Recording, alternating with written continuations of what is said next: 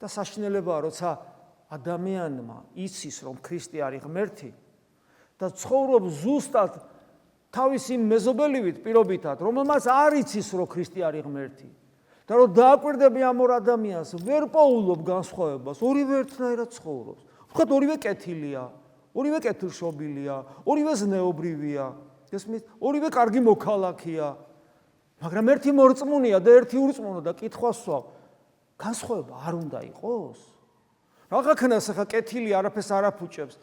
ქრისტიანი კეთილია, რომელიც არაფერს არ აფუჭებს? აბა რა არის მამაო ქრისტიანი? ქრისტიანი არის ცეცხლი, რომელიც სამყაროს ცვლის.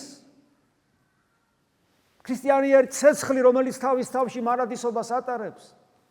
ქრისტიანი არის ცეცხლი, რომლის გარშემო იბადებიან ადამიანები სულიერად, რომლებიც ასევე მარადისობას ატარებენ და არასოდეს მოკვდებიან.